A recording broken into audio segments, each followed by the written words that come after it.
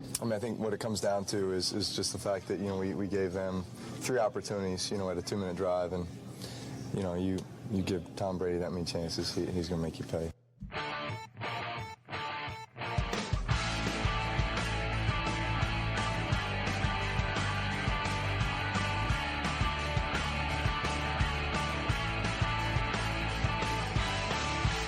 You are listening to Offensive Lines with Marlon and Boyd.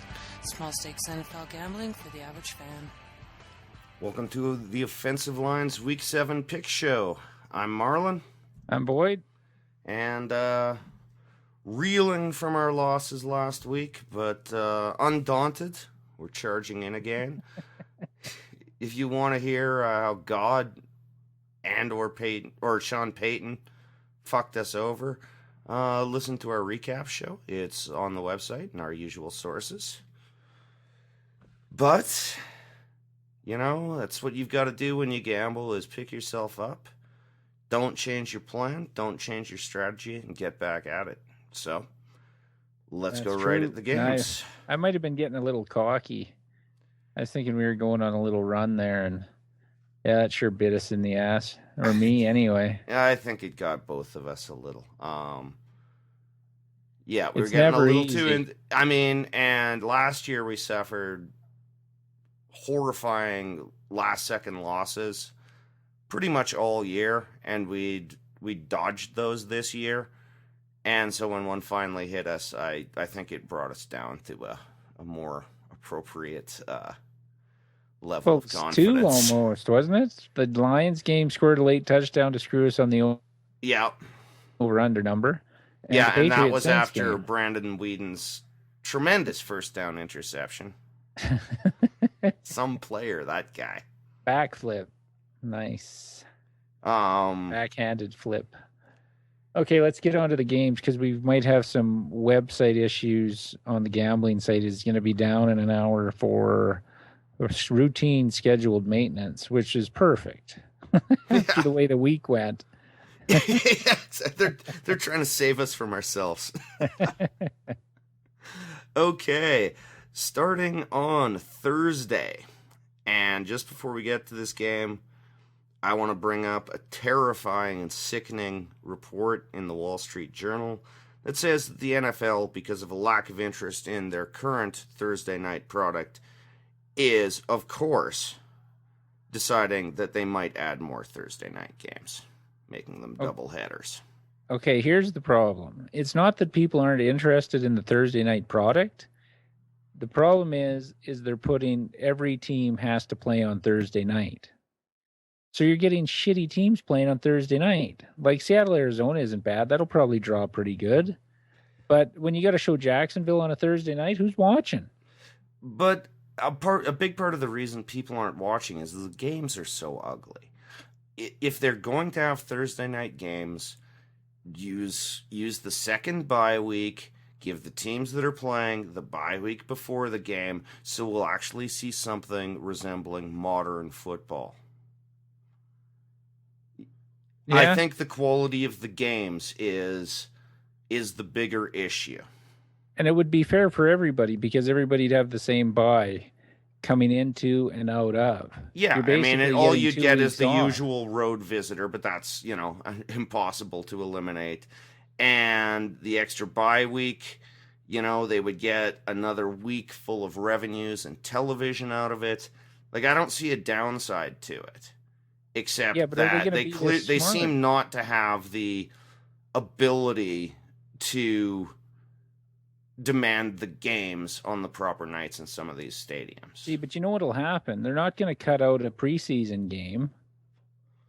Well, if they do the extra bye week, definitely cut out the 2 preseason games. They won't, because they charge you $1 for that.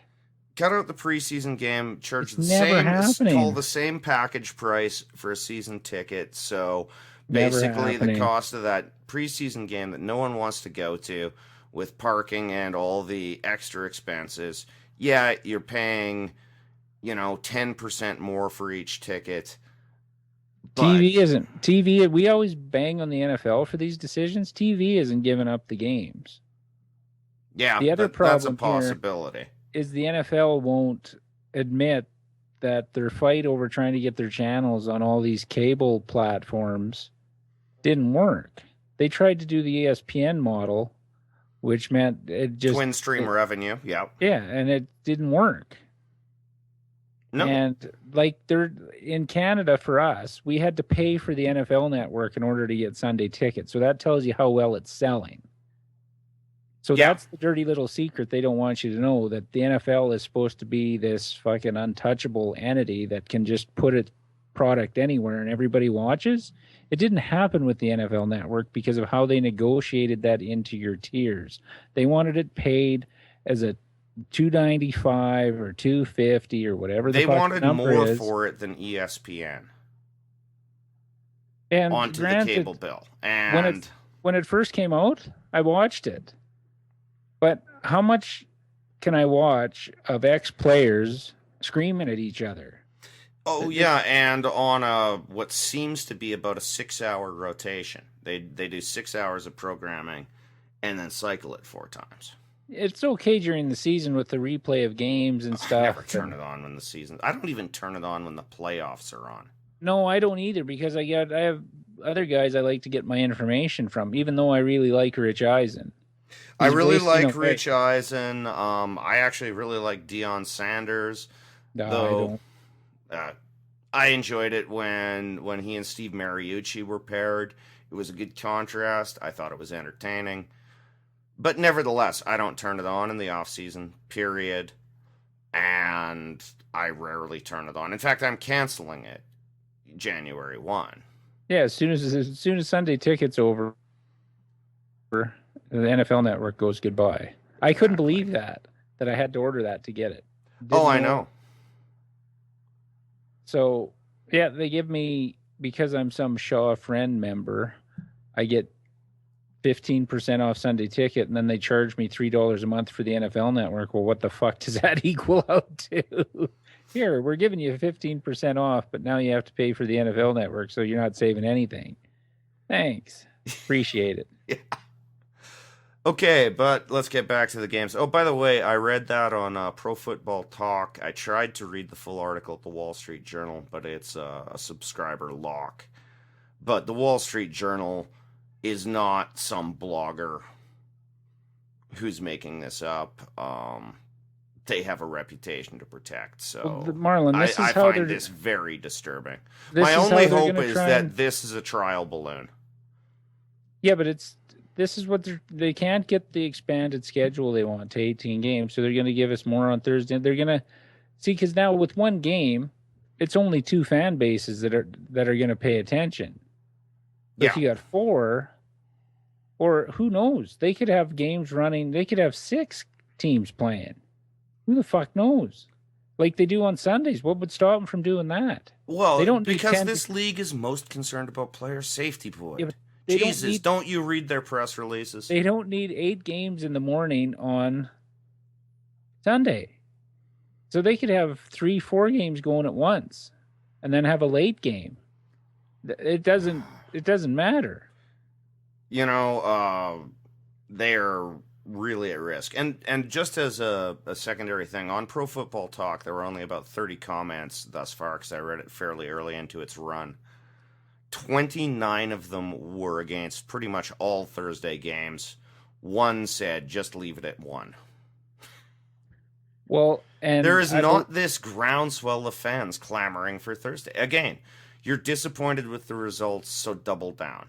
You know, Boyd, we lost money last week. Let's triple all our bets this week to make up for it. Okay. But no, here's... Oh, I lost my train of thought now. I had a good point. No, this is what I was going to say. We said last year that the NFL thinks that they're untouchable and that the money will just keep being printed as long as they keep putting out product. If they start fucking around, this is what I was talking about when they start fucking around with stuff. Yep. This is how you fucking alienate fans and they just turn you off. They're already turning you off on Thursday. So let's do another one. Yeah. So you not only, the teams that play the Sunday before can't be as fully prepared for that Sunday game because the coaches are already working on Thursday's game before they even play the Sunday game. Yeah, that's lost a bit in this, is that it not only affects the quality of the Thursday game, it affects the quality of the previous Sunday's game, particularly for teams that have to travel. Yes, because they're leaving Tuesday, maybe Wednesday morning at the latest, and they can't even get out of bed on Monday. So players hate it. It's shitty football, and again, I've always thought that one of the reasons that the NFL became so dominant was that it was just a Sunday and Monday thing. That's what everybody praised about it. Oh, you can watch baseball any day of the week. You can watch hockey every day of the week. Basketball. Football's only Sunday and Monday. Which, let's be frank, helps a lot in the home life, too. I mean... Yeah, a lot of guys are busy. They can't watch 2 Thursday night games. Yeah. I don't. I hardly watch them now. But you get your day to watch your football or whatever, and then Monday nights, most places have 2 TVs, but you're not every night of the week during the season doing football. And that was part of its charm, and I think something that led to its dominance. And if you want to stay married, you can't watch Jacksonville, Dallas on a Thursday or fucking double-header night. You're not doing it. You're working, you got a family, you got kids, whatever. You're not... It's eventually going to fall off. The ratings are going to drop. So, and again, they're already not pleased with them. So, yeah, they can't just print money and expect the fans to follow with their obvious greed-driven hypocrisy. And by hypocrisy, I mean about the notion that this league gives one sweet fuck about player safety. All right. Game time. Yep. Sorry, that was news I saw today, and I thought it was relevant to bring up. Okay, Seattle is going on the road to the desert. They are favored by 7 over Arizona. Last night I mentioned during the recap podcast that I thought this might be a game we could bet on, just with Seattle's record on the road. Combined with Arizona's very tough performances in the desert. But I don't want a piece of it. Nope. I started thinking about it, and Carson Palmer scares the living shit out of me with that secondary and pass rush. Yeah. No, I agree. I thought about it a lot. I am going to take Arizona in my pool at the +7. Yes, I would too. And I like the probability of this being an under game as well. Pretty That's much whatever pretty the number under, is. What is it, about 37? 40.5. Okay. That's small. Yeah, I mean, I'm not saying bet it. I like the under on it. I like Zona to cover. I think Seattle will probably still win simply because as much as we don't think Russell Wilson is terrific, Carson Palmer is worse. So yeah, so I say we stay. I feel strongly about it, but I'm not strongly enough to bet it. No, I like Arizona as the +7, but I could see Palmer throwing 2 interceptions, one of them being returned for a touchdown, and then Seattle wins 27-7. Yeah, and we bet Chicago last week on the Thursday, and they came out looking great. And then the second half of that game, everybody looked sluggish. There was no jump to the ball. These Thursday games suck, and I believe they're a gambler's nightmare. So we move to Sunday, what used to be known as the NFL day. Our first game up, Buffalo-Miami, is off. Yes, that's because Thad Lewis or they don't know who the quarterback's going to be in Buffalo right now. So that's why the game's off. I don't think it matters who the quarterback is. I think Miami wins this game. They have to. If they want any shot at the playoffs, Miami has to win. My one worry about Miami, and it hasn't changed through the bye week at all, is that O-line. Tannehill is on pace for close to 80 sacks now. It doesn't get any better. So even if this were on the board, I'd be very hesitant to take Miami unless they can do something in the way of pass protection. Yeah, no, I agree. I think they win though. I think in the pool I take them to win. I can't take Buffalo on the road. Like they lost to Cleveland, they lost to Brandon Whedon on the road. Yeah, Their they did. defense isn't Yeah, that great. no, it's Buffalo. I mean, I don't think they're one of the very worst teams in the league, but they're still a long way from doing much. And yeah, they've been terrible on the road, whether Canada or Florida, which is also its own country. Yeah. So can't bet it. I would take Miami if you have a line on it. If it's not too big, I'm guessing it's probably 3.5 or 4 when it opens, depending on who the quarterback is. Yeah, that sounds about right to me. Because there are questions with Miami as well.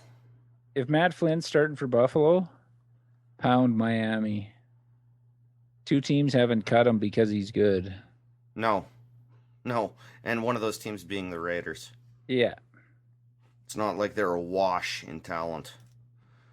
Okay, next game up, we have Chicago +5 going to... +1. Or sorry. And my sheet says 1.5. I just read the second part. My screw up there. But yeah, so it's +1 going to Washington. Who's betting Washington? Chicago's defense is battered and not that good, but Washington's defense, even without injuries, is really atrocious. Their special teams are a disaster. I like this game. Yeah, me too. I know we got burned on Chicago last week.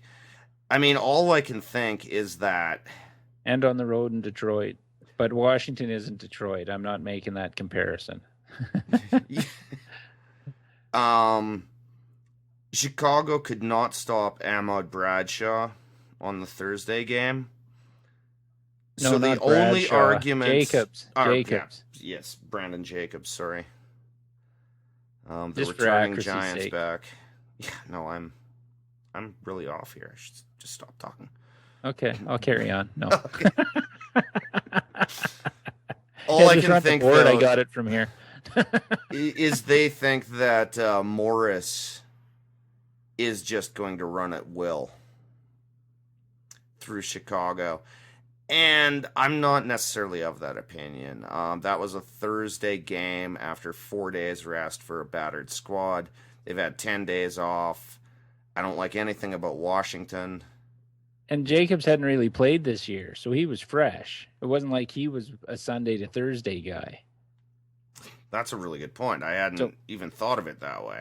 So he was running fresh. He'd hardly played. So it was like putting in a guy that, well, like it was. He hadn't played all year. So everybody else has played 4 days prior, and he's coming in fresh as he hasn't played in 2 years, basically, a year and a half. So I wasn't surprised that he had a decent game against Chicago. I was surprised Chicago couldn't score in the second half in that game. Again, they looked really sluggish after the first half, which is kind of a feature of Thursday games. But I wouldn't mind putting this definitely in our mix. How do you feel about it? No, it's in the mix. One of the games I really liked. Okay. Okay, the next game up is Cincy +2.5 at Detroit. This is a stay away for me. Me too. I can't figure out what these two teams are. They're both above average teams. I'm fairly certain of that. But you never know what's going to show up week to week. Well, I know if Calvin Johnson's in the lineup, they're going to probably beat Cincinnati.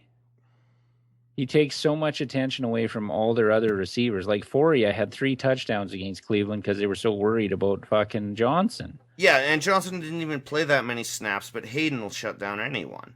Yeah. So Detroit, and this is a rare thing and encouraging for Detroit, is that Stafford finally found the ability to find other people in the red zone. Well, I like if you're playing in a pool, I would take Detroit -2.5. Yeah, I'm in agreement there. Like since Cincinnati lost to Cleveland on the road and scored a whopping 6 points. So I'm not sure what they're doing on offense. They gave up 2 late touchdowns to Buffalo, and they're going to go on the road in Detroit and stop Bush and Johnson and Foria and Stafford. And like Detroit's they're starting to build an defense elite is actually, offense there. and that defense, I thought the secondary would be a mess all year. Its numbers against the pass are actually very good. Well, I think that Detroit's defense is sneakily underrated, I think. But their corner play is directly related to pressure on the quarterback. I think their front four deserves a lot of credit for their pass coverage. They're one of the few teams in the league that can get pressure with very little blitzing. Yeah.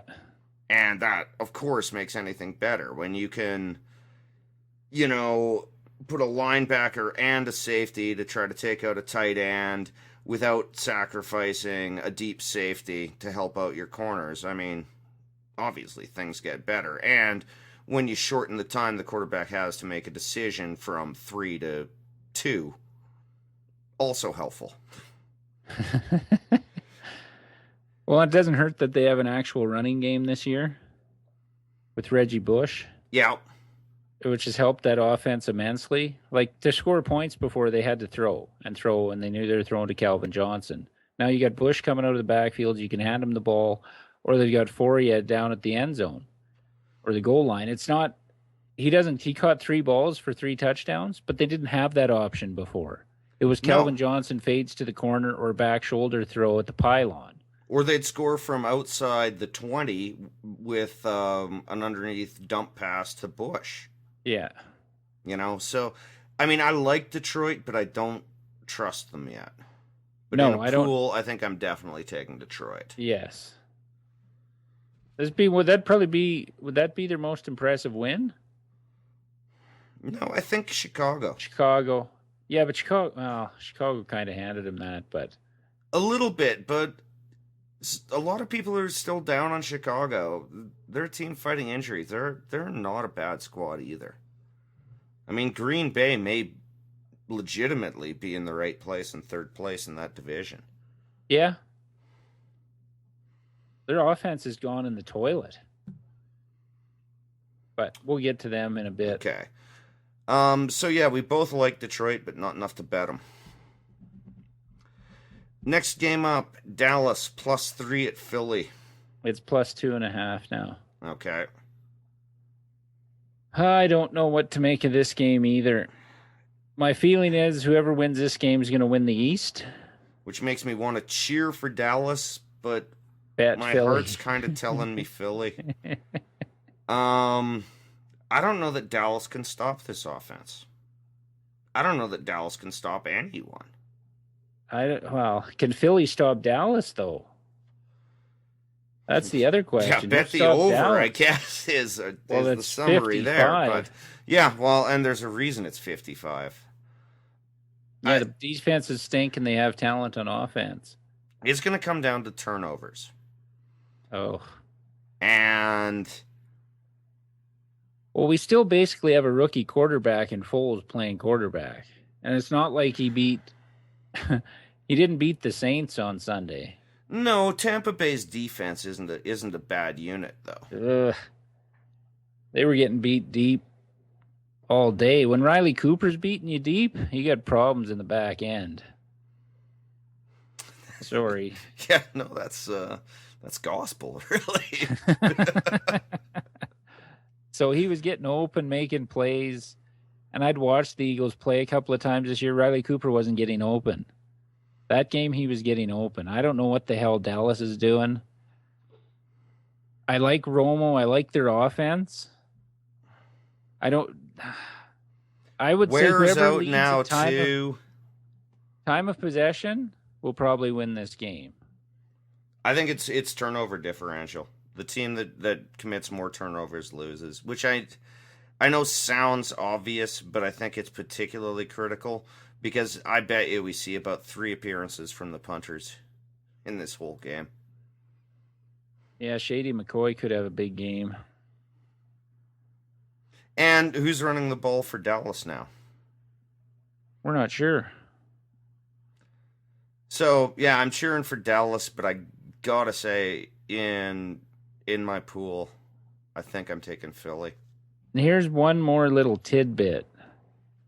Eagles are 3-1 on the road, 0-2 at home. Just a little tidbit for you gamblers out there. That is interesting. So I would lean towards Philly as well. But if you're looking for an upset pick with decent value, Dallas is plus 125 on the money line. And anything under 3 points, in my opinion, is a money line bet. Because most games don't end 2 points.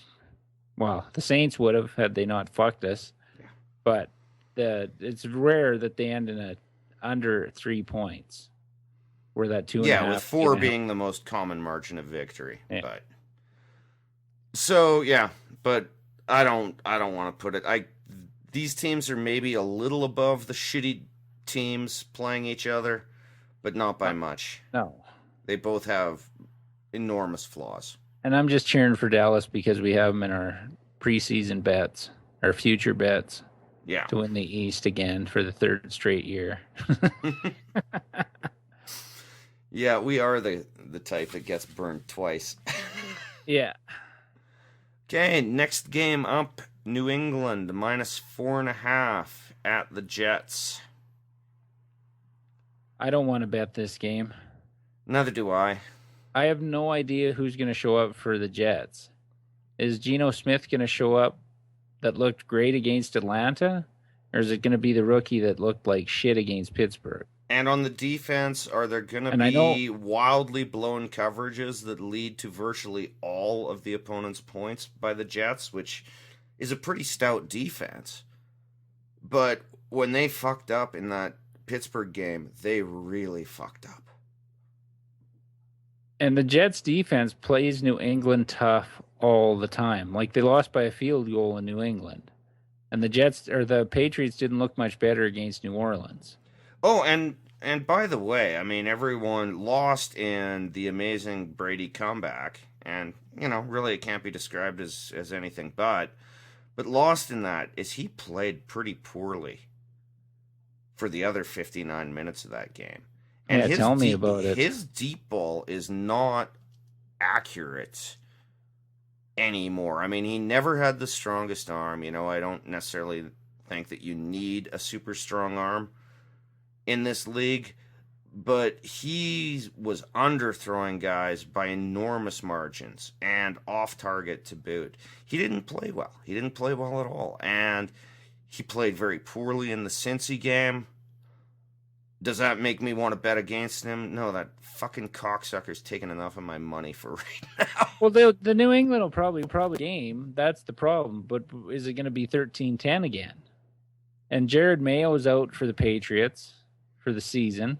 Oh, is he? Okay. Surgery, yeah. That was still up in the air the last I heard, so he's out. Their nose tackle's out. Wilfork's out.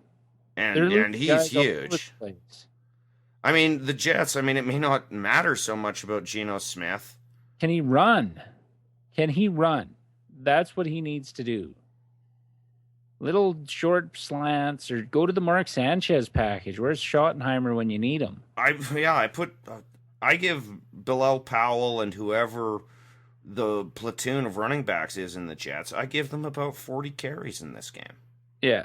I just keep hammering that middle until New England's just blowing snot bubbles and bleeding from the ears. And then you could hit him deep. Yeah. Try something. Like Geno Smith, if he can run the ball, they need even almost go pistol a little bit. Force that defensive line to cover you. Yeah, you can't let them... Like, can anybody name a Seattle Seahawks fucking receiver? One? Golden Tate. It's only because he sounds like a dog. One. And whenever he drops the ball, I scream, bad dog at the television. Marshawn Lynch was their leading receiver on Sunday. They made critical first downs on Russell Wilson's feet because they have nobody to throw to. Geno Smith, take a look at that fucking game tape, and that's how you can beat the Patriots. fuck the throws. Just pretend you're going to drop back to throw, scramble around a little bit, turn the corner, and get 10.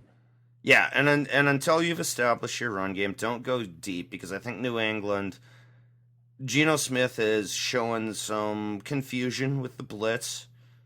Tennessee, Pittsburgh, both. So you don't worry about the pass early. Just keep on hammering it. Count on your defense, which is a pretty good defense, to contain a dubious New England offense. And then you can start chucking it a little bit once they start bringing 8-9 guys up to the box. Yeah, that I don't know if the Jets have enough to upset them. I think at 4.5, I'm going to take them. I'm going to take them in a points pool. Yeah, I think I would too. That Ryan knows that Patriot offense. They've played them tough. It doesn't matter who's quarterback in the Jets, what's going on with their defense. They seem to have Brady's number. So, and playing at home, Jets are still fighting for a playoff spot here. They're going to come out fired up. The Jets are not a terrible football team. I hate to say it. I mean, they've got big problems, but they're not terrible. Offensively, they have big problems. Defensively, I thought Rex Ryan was talking out his ass when he said they were going to compete, and because they're his defense. Well, he's proved me wrong. Yeah, proved a lot of people wrong, because I was with you on that. Okay, the next game up is off limits by our internal rules, because it involves my San Diego Chargers. They are 7.5-point favorites going to Jacksonville. Take the Chargers all the way. I can't disagree. 7.5 isn't enough. It's a short week, but I can't really see why it's this low. It should be about 10. Yeah, I wouldn't be comfortable with more than 10, because even though the defense put up a tremendous effort against the Colts on Monday, they're still not a defense I trust in. We've had 2 turnovers all year. If this was anybody but San Diego at 7.5, we would be betting this game.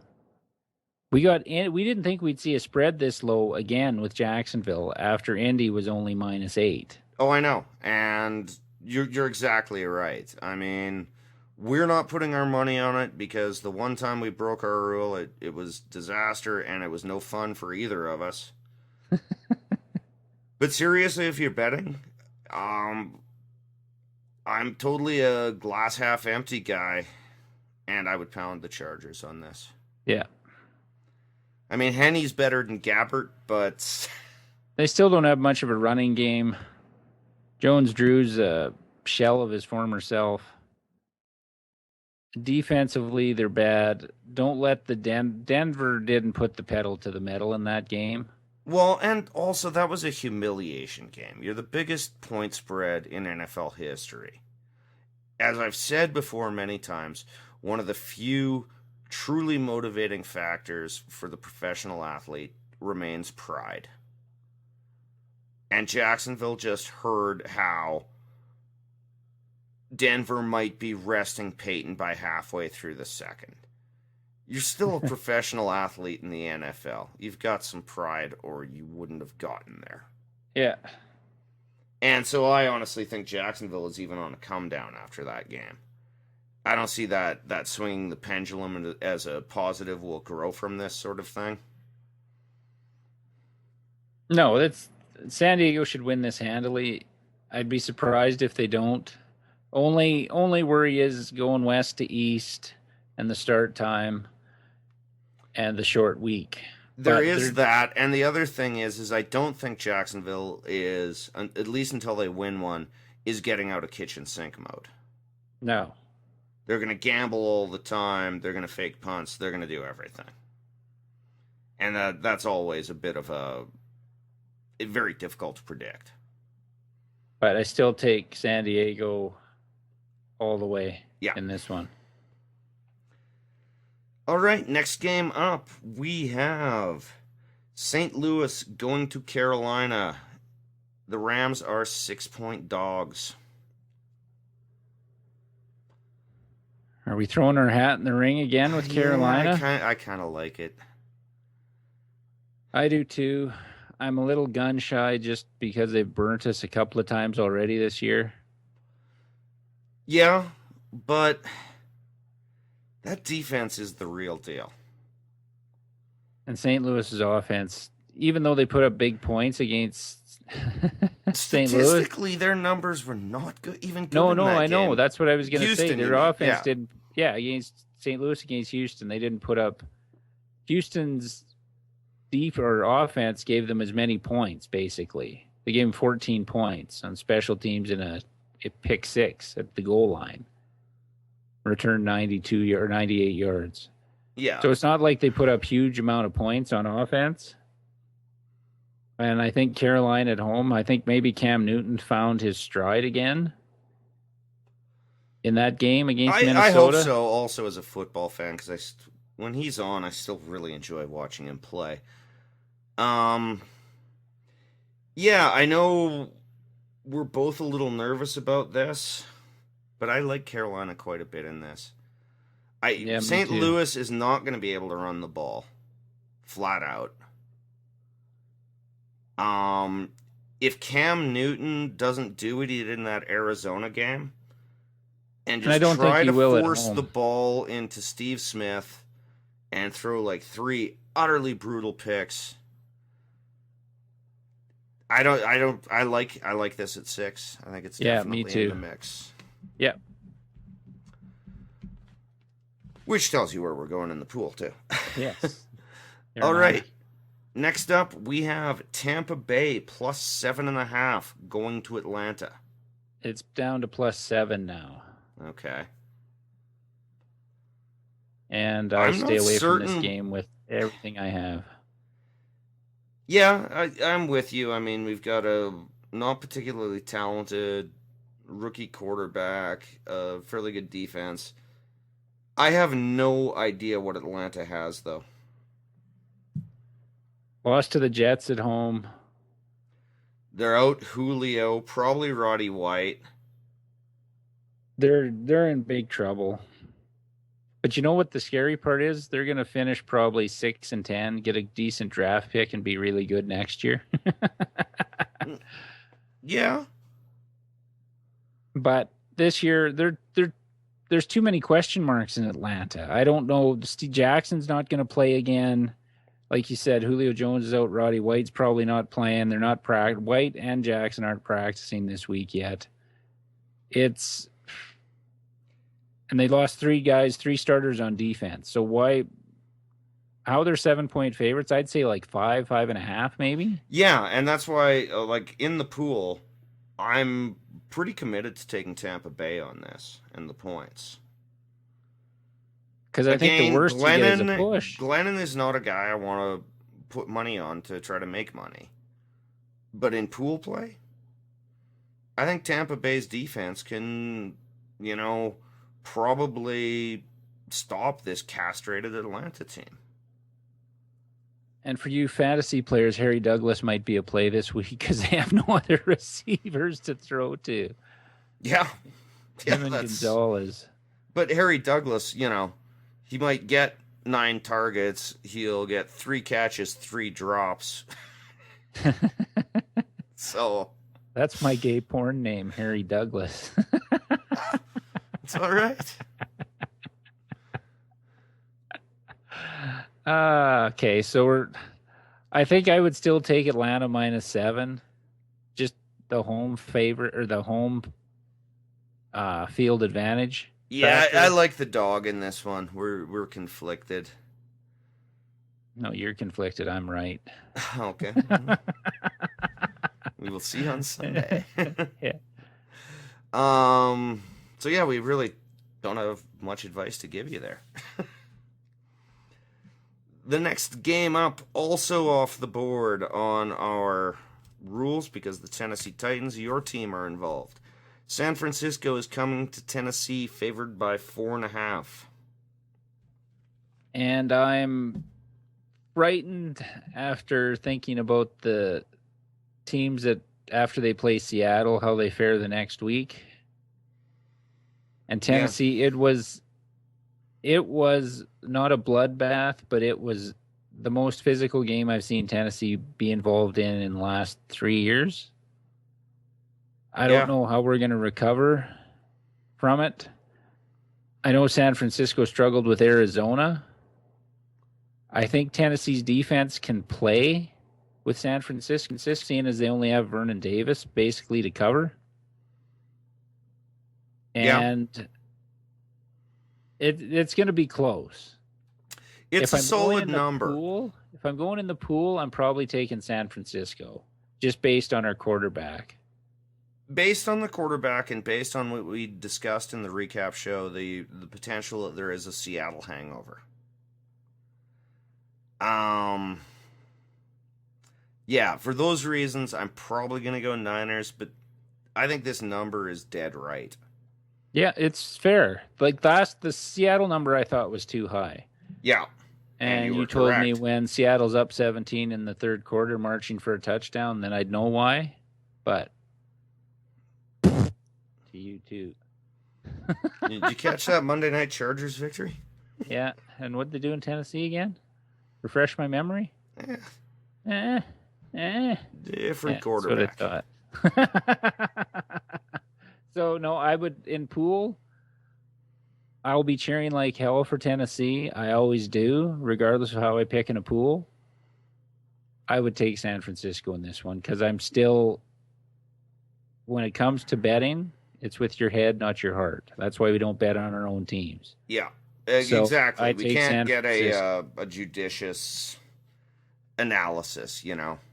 We're too invested in them. And hey, a confession, even when I go against them in the pool, I kind of cheer for Tennessee too.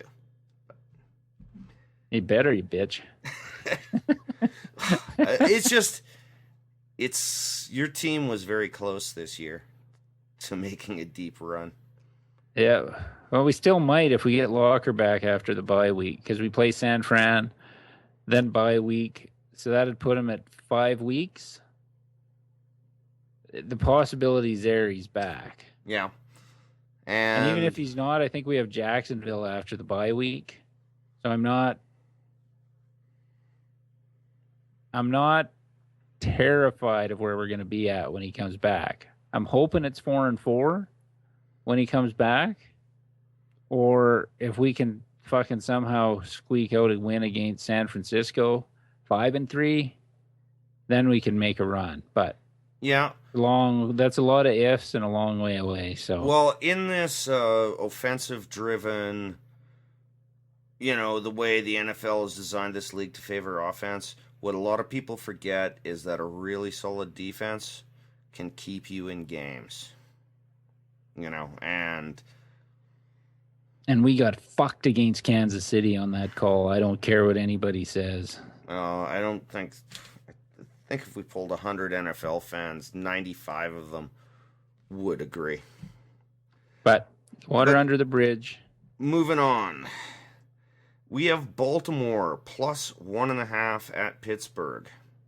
I say we stick with our Pittsburgh philosophy. I'm glad you agreed. I thought we might have a bit of fight on that. No fucking way. One of the games I looked at and went, "There's no way I'm not betting against Pittsburgh this week when they're fucking favored after they beat a Jets team with a rookie quarterback and beat them really on 2 broken plays." I mean, they got their first turnover of the year on Sunday. Pittsburgh defense. And this, by the way, for anyone who thinks this is just a statistical oddity, the Pittsburgh defense has been near the bottom of the league in takeaways for years. They had their first takeaway. Yeah. In the game against the Jets. Yeah. So I'm betting this right now before the clock runs out on us. Yeah, do it. We can't get our price tomorrow. Okay, seriously, I thought I might have to talk you into this. Okay, so it's Baltimore at Pittsburgh on the money line. We're taking Baltimore. It's plus 115. $10 bet pays $21.50. Oh, okay. And it's booked. Oh, that's good because when I did my sheets this afternoon, the money line was closed, so that's even better. So Pittsburgh is an awful team. who seems to get some respect or notoriety for what they've done in the past, when all anybody ever talks about the NFL is this is what have you done for me lately league, and they're still favored at home against a 3-3 team that lost to Green Bay by 2. Don't get me wrong, I'm not sold on Baltimore. No. But how can you be 1-5 and favored at home? Well, and that defense in Baltimore is not that terrible. They look worse than they are because when Flacco was doing his 5-pick thing and all of that, they were defending a short field. Well, and they had one Baltimore's bad play. defense is playing pretty damn well. And their special teams, too. They're getting good punt return, good kick return. And they had one blown play when Jordy Nelson got behind him for that touchdown. Thank you. Won me my week in fantasy. Yeah, shut up. So, yeah, pound Baltimore on this one. This is the biggest rivalry for Baltimore, and they know Pittsburgh's down. And they're still the Super Bowl champs. I mean, I know they don't look at point spreads, but it is insulting that Baltimore is getting as little respect against a 1-5 team that, as you said, got one win over a rookie quarterback in a game that was much closer than that score showed. Pittsburgh didn't dominate the Jets. No. I like that one a lot, and yeah. And as far as our fade Pittsburgh thing, 5 times it's been right, once wrong. So we'll play the odds there. Yeah. Next game up, Cleveland +10 at Green Bay. It's down to 9.5 now. Okay. And I don't want to bet this game. No, I don't want to go near it. Cobb's out. I don't think they have Hayden any receivers can shut left. down any receiver in football, and all they've got left is Jordy Nelson, who is not a high target guy. You know, he's a deep guy who will, you know, catch one ball for over 50 yards seemingly every game. I think Hayden's going to have his way with him. Michael Finley, I don't trust, period. I think in the pool, I'm taking Cleveland, but I don't want to bet it. Yeah, I would take Cleveland in the pool here, too. 10 points is too much for a very battered Green Bay team to lay. And Cleveland's defense is still pretty good, even though they gave up 31 against Detroit. It should have been 24 if Whedon doesn't throw that fucking pass. Yeah, to fuck us. Yeah.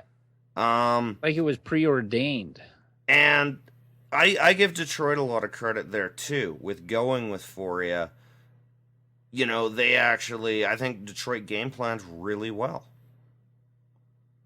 And, you know, when they got to the red zone, they found a new way that Cleveland hadn't studied. I give Detroit a lot of credit for beating that Cleveland defense. Yeah, but I still short think fields and shit. Ugh. Cleveland's defense is better than what that point total reflected.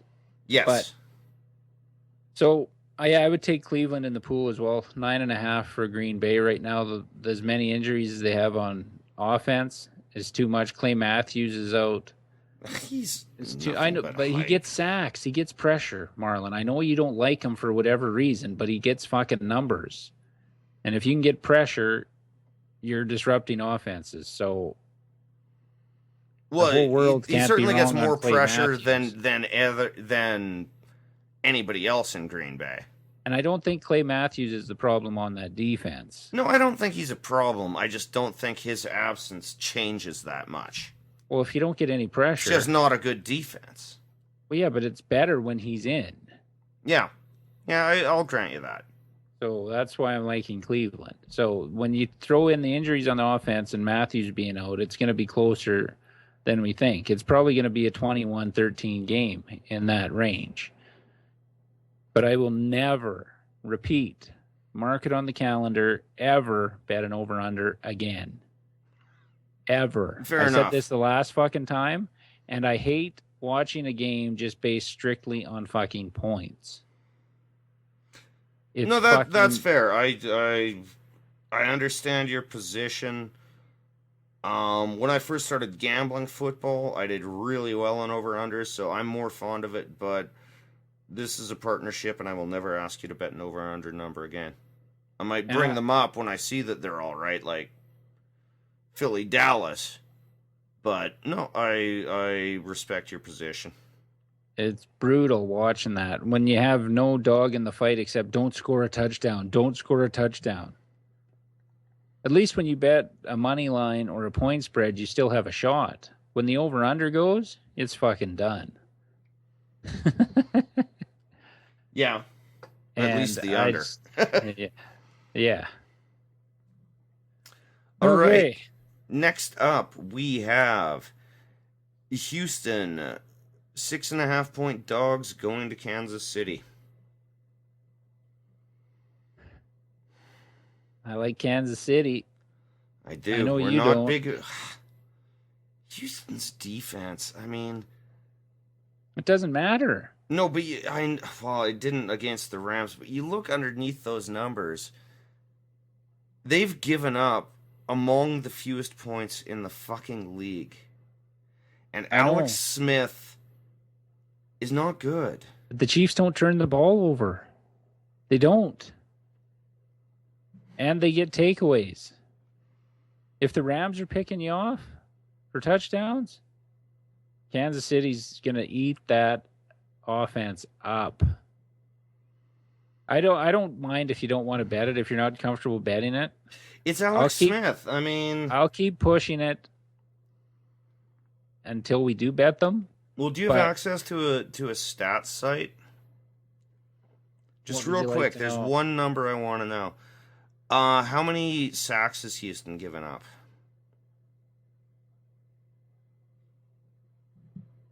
Okay, stats.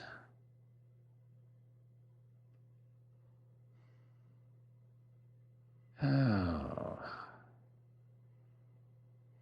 Let me get to the team stats here. Sorry about that, but... Oh, that's okay. Because, and you obviously see where I'm going here. If Houston has any protection issues, I'm on board. 17. So about 3 a game. And 11 picks. Yeah, okay, I'm on board. No, I mean that's the big thing. If Houston was a good pass protecting team, I think 6.5 is too much. Here's the quarterback. I know you were thinking the numbers. This was a good thing to look up.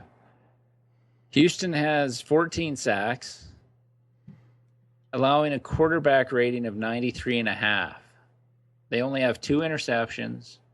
They've given up 10 TDs. So. Yeah. No, I'm on board now. I mean, my main number was just how's Houston's protection. And 3 sacks a game isn't good protection. The Texans are getting they're getting a lot of yards. And a lot of first downs. Fuck. They're averaging 460 yards a game. Now, they played an overtime game. They put up a zillion yards on San Diego. No, well, it's definitely in the mix. Let's finish these games out, and then we'll decide our other plays here. Okay. Yeah, we got 8 minutes. Okay, Denver is favored by 6.5 points going to Indy. I think we take fucking Denver. I think we do too. Fucking Von Miller's coming back this week. Peyton San Diego's defense isn't good, but by solid tackling and confusing blitz packages, really took luck out of his game. And Indy's defense, not bad, still pretty good, but No, I like Denver a lot in this. I can't believe we're getting Denver under a touchdown. Oh, it's at this stealing. stage. It's stealing. I'm betting it right now. Okay. And after what Irsay, Peyton Manning may have had some feelings about Indy, Irsay. Yeah, being the I thought Indy had handled that fairly well, but that was saying that Manning was that you didn't win enough Super Bowls, so we got rid of him. Well, how much fucking money did he make you? Now, I mean, hey, and you've made that fucking argument before. I agree. But why do you fucking tweet that before you play him? I could see him hanging a 50 spot on Indy. Oh, and this Trent Richardson thing. Holy Christ! I thought you needed an EpiPen.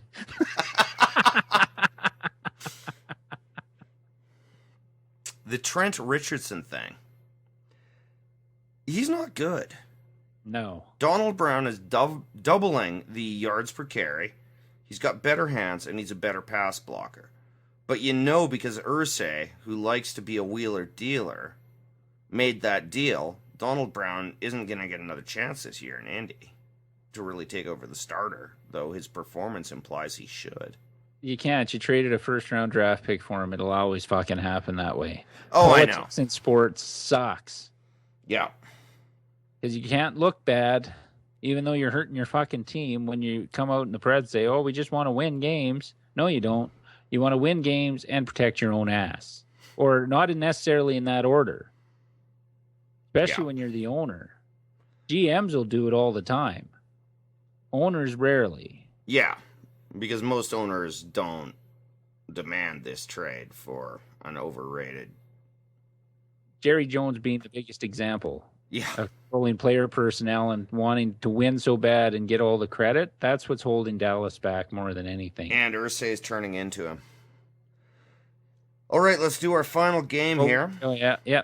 Okay, I just want to let everybody know I did bet Denver minus 6.5, $10 bet pays $19.09. All right. Now the Monday nighter is Minnesota at Giants. Fucking stay away from this piece of shit. This is the definition of two shitty teams playing each other. Yeah, and not just shitty. This is like 12 Guinness and fucking ribs at Tony Roma's. This one you'd have to wipe twice after watching it. So pool players, I'm taking the Giants. I have no idea why.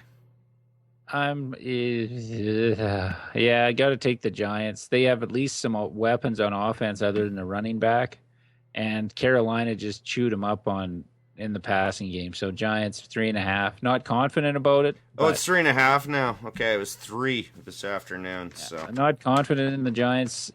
How 0-6 teams are being 1-5 and 0-6 teams are favored at home. Don't get it, but oh well. Make some money on it if you can. Okay, so here under the wire, we have Chicago plus 1.5 is in the mix. Plus one. Oh, plus 1. Carolina minus 6 in the mix. Okay, we're taking. Okay, so I won't say we're taking Chicago, but I like them on the money line.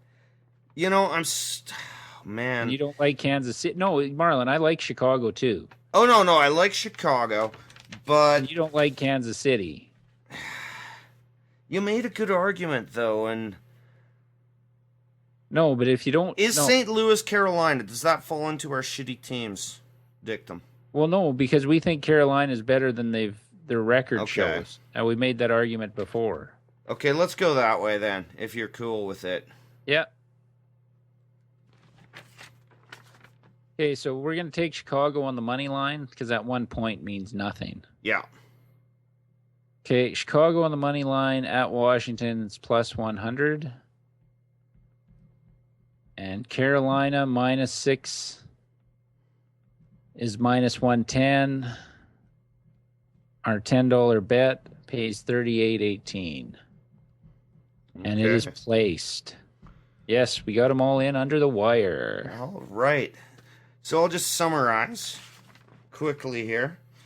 We took Baltimore on the money line against Pittsburgh to win on a $10 bet, $21.50. I believe. Yes. Okay, we also took Denver minus 6.5. Our $10 bet pays $19.09. And our parlay bet is Chicago on the money line and Carolina minus 6 for our $10 bet paying $38.18. I like those bets this week. I like them a lot more than last week. Last week, I don't know, it felt like we were mining a bit. I mean, in hindsight, yes. I mean, I thought New Orleans was a good bet. So did I at the 2. And it was. If they could run out the fucking clock.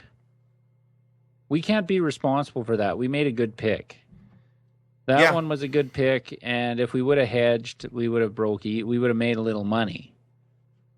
On the Detroit game, but... Yeah, and I slept through it in my drunken stupa. Wow. Stupa. And... you know, and me, a good Mormon who never touches the stuff. I know. It's a strange partnership. All right. Why don't you tell people where they can find us? Indeed. You can check out our podcast on iTunes or Stitcher for your Android device. Just search Offensive Lines. You can listen to it on our website, offensivelines.ca. Follow us on Twitter at Offensive Lines for updates to the website or when a new podcast is available.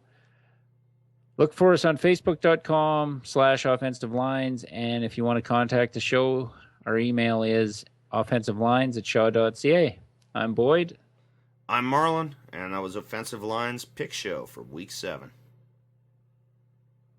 Degenerate fucking gambler.